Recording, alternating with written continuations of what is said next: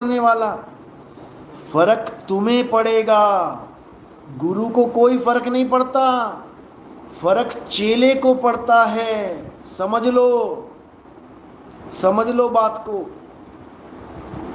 तो जो पत्थर पूजे वो पत्थर पूजनिया निगुरा है वो।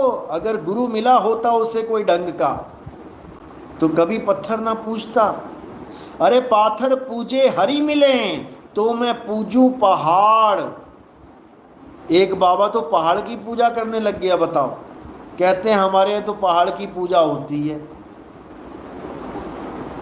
भाव नहीं पकड़ पाया।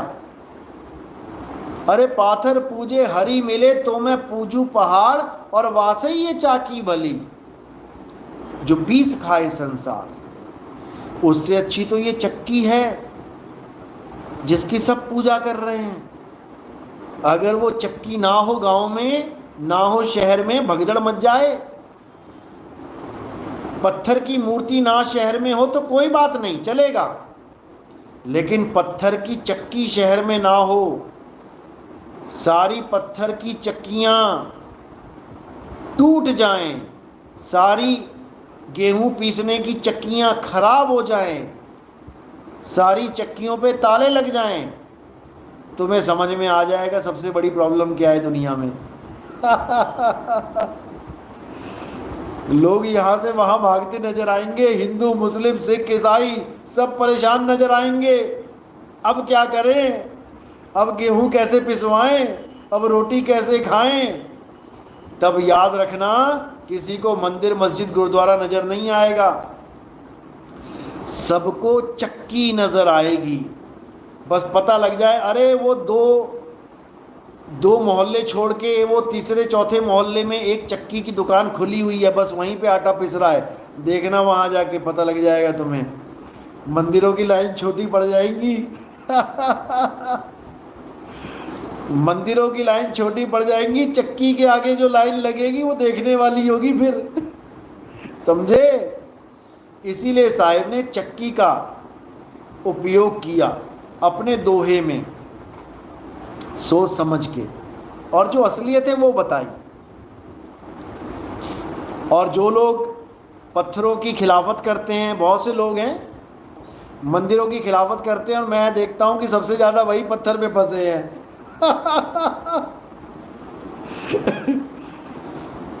जो पत्थरों की मूर्तियों की खिलाफत करते हैं वही लोग सबसे ज्यादा पत्थरों में फंसे हैं।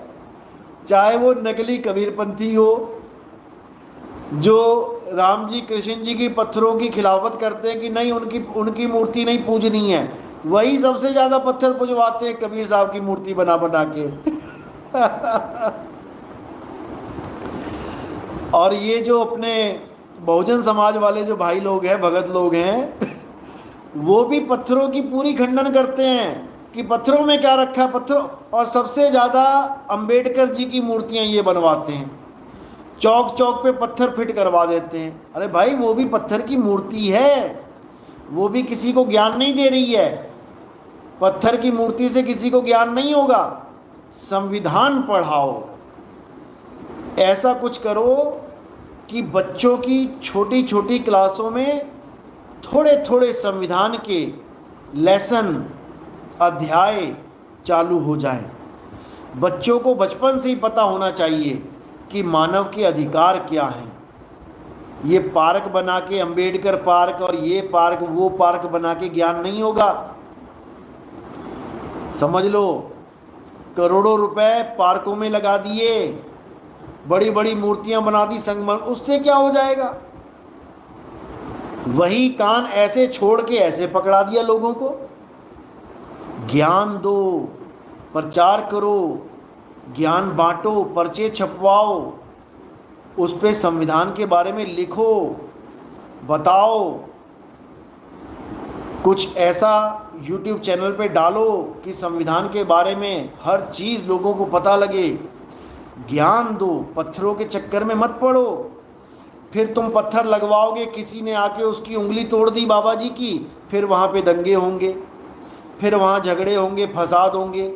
या तो सिक्योरिटी दे दो भाई, जैसे मंदिर में सिक्योरिटी होती है, ताला लगा दिया, पंडित जी ने सीसीटीवी कैमरा लगा दिया, अब कोई आएगा मंदिर का ताला तोड़ेगा, मूर्ति तोड़ेगा तो सीसीटीवी कैमरा में आ जाएगा। अब तुम्हारे बाबा जी की उंगली ऐसे खड़ी है और बिना सिक्योरिटी के खड़ी है।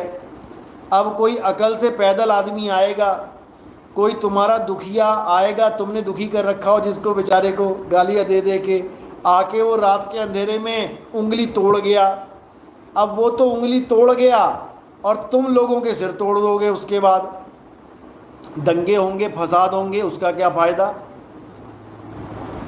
उसका क्या फायदा? क्योंकि अपनी बनाई हुई मूर्ति की उंगली बहुत इंपॉर्टेंट है, और परमात्मा की बनाई उंगली की मूर्ति, ये जो मूर्ति की उंगली है, इसकी कोई इंपॉर्टेंस नहीं रहेगी। फिर ऐसी पता नहीं कितनी उंगलियां तोड़ी जाएंगी, कितने सर तोड़े जाएंगे, कितनों का खून बहाया जाएगा, फिर वो सब जायज़ हो जाएगा। लेकिन हमारी बनाई मूर्ति की उंगली मत तोड़ देना। फिर जिन जीवित आदमियों के लिए संविधान बनाया गया है, वो जीवित आदमी जीवित नहीं दिखाई देंगे, फिर उनको तोड़ो फोड़ो। और पत्थर की मूर्ति के पीछे जिंदा लोगों को हॉस्पिटल भर्ती करवा दिया जाएगा। ये पत्थर की महिमा है भाई, ये पत्थर की महिमा है। पत्थर जिंदा आदमियों में फूट डलवा देता है, पत्थर जिंदा आदमियों को लड़वा देता है, पत्थर जिंदा आदमियों को मूर्ख बना देता है। समझदारी का जो ये ढक्कन है ना, दिमाग का ढक्कन, इस ढक्कन को बंदे को ही ढक्कन बना देता है। ये पत्थर ऐसी चीज़ है।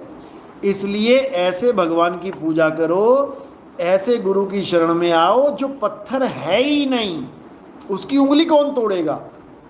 जो शरीर है ही नहीं, उसका सिर कौन काटेगा?